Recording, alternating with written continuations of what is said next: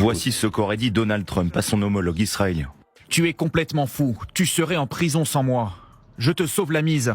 Tout le monde te déteste maintenant. Tout le monde déteste Israël à cause de ça. J'ai parlé aujourd'hui avec Benyamin Netanyahou et je lui ai demandé de ne pas lancer de raid d'envergure sur Beyrouth au Liban.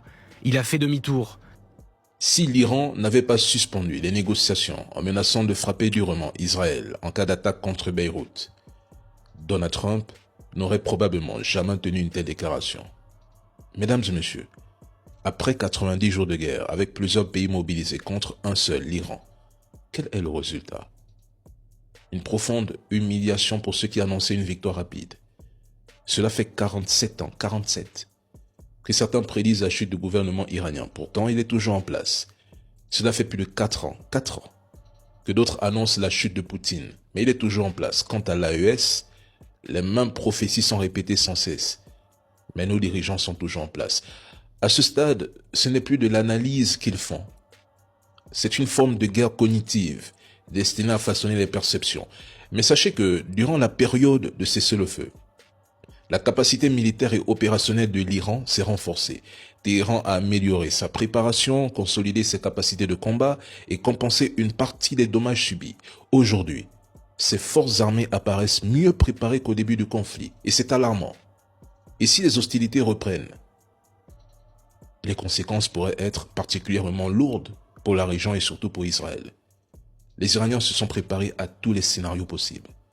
Depuis 3 mois, je répète ici que l'Iran n'a pas encore révélé l'ensemble de ses atouts stratégiques.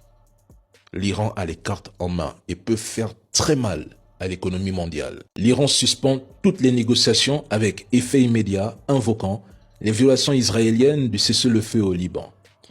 L'Iran est une puissance militaire mondiale et, au-delà même de la technologie, les Iraniens sont intelligents, ils sont malins, ce sont des joueurs d'échecs. Ces dirigeants savent ce qu'ils font, comme ils l'ont eux-mêmes affirmé.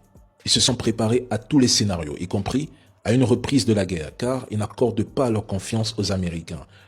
Et cette décision iranienne de stopper les négociations nettes aujourd'hui, c'est désormais un test grandeur nature pour savoir qui fixe réellement la ligne à suivre, qui dirige, qui est le maître, le patron dans ce conflit entre Netanyahou ou Trump, parce qu'en refusant de revenir à la table des négociations, l'Iran renvoie la responsabilité à Washington.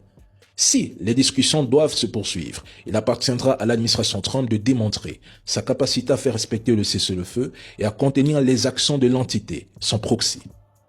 Je pense que les prochaines heures seront révélatrices.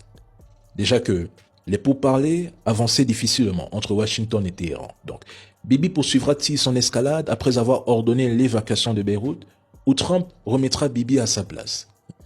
Nous verrons si Israël finira par faire échouer tout accord de paix pour provoquer un retour de la guerre, ou si Trump décidera de freiner son principal proxy dans la région, sa plus grande base militaire qui préfère l'escalade afin d'entraîner l'ensemble des pays voisins dans le conflit avec des conséquences potentiellement majeures pour l'économie mondiale.